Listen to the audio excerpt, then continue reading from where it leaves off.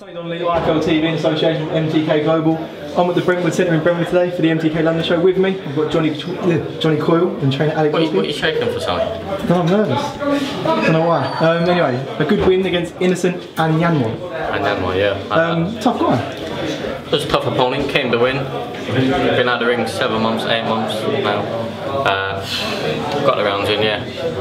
Good fight. How did you assess your performance personally yourself? It was a good enough performance, you know. I've been out the ring a while. I always criticise myself, should I say. I mean, I always think I can do better. But yeah, I got some good rounds in and it'll put me good for my next fight.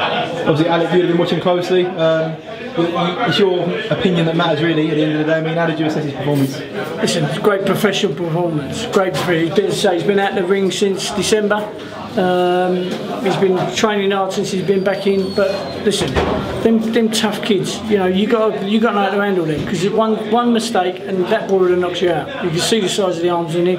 He came to win, and it was a good professional performance. That's what we want him to do. He's boxing like a good solid pro now. That's why, you know, he's going to be in line for a good title fight soon. Was there any points in there where Johnny come back to the corner and you had to give him a little telling off? No.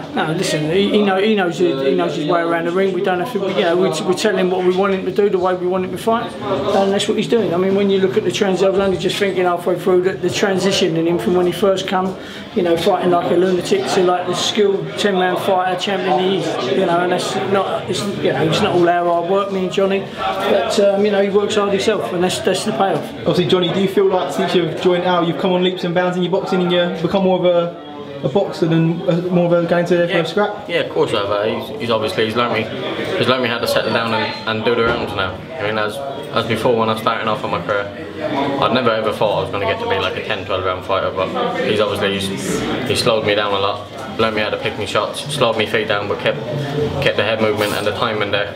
So yeah, I think I've improved a lot. Obviously, you see a few like prize fighter champions, they can sort of go either way. You've got the Larry Ekandayo sort of fade away, or people like Sam Egan who after prize fighter really excelled and is obviously now where he is. You're sort of in the middle. Obviously, you won a title and obviously you had the fight with Josh Lever that could have boosted your profile a bit, but that never happened. I mean, going on to the push on this year, what are you going to do next? I'm just staying in the gym, staying ready. MGM's basically promised me a title fight for after this. They did line me up the title fight before, but I had a few other things on. I had a hand injury, that's why I've been out of the ring so long. These things you can't help in training, obviously. But I'm back now, and hopefully my next fight should be a good title fight. Obviously, Al, you have to have a little say when opponents get put forward. I mean, are you happy for him to go with anyone in the way? Listen, we've said it all along. I've been saying this for the last few fights. You know, we're ready to take anyone. If we get the British title fight, we'll take it. You know, there ain't no one in the top. Well, in the top 10 or 20 that we would go, oh, we don't want that fight. You know, obviously some kids are more dangerous than others, or as I said about Tyrone Nurse, you know, great fighter with great experience. But, you know, this boy's ready now. He's done his apprenticeship, but, you know, he can only fight what's getting in front of him. You know, we've offered fights, you know, when you look at what's the kid who come from up north for the thingy belt, can't remember his name now, but, you know, we've also offered fights to loads of fighters and they won't take it. You know, no one really wants to fight him. What do you think that is? Well, listen, this is professional boxing.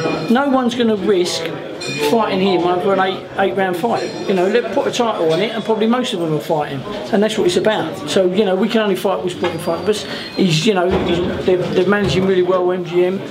They've promised him the 6 or 8 fights when we sat down with them, and that's what they've fulfilled. Well, you know, they said they're going to get us a big title fight in September. Coke, stop watching him, Coke. He's shaking all over. You've been watching, Sonny. Pressure's on, Sonny.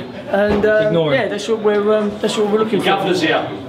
Boss man. Boss man's here. You're in trouble. We can carry on now. Anyway, no, that's it wrap now. Anyway, we're done. We've covered everything. Right, listen, Johnny, well on tonight. Al, catch up with you soon. But until then, thanks for watching IFL TV.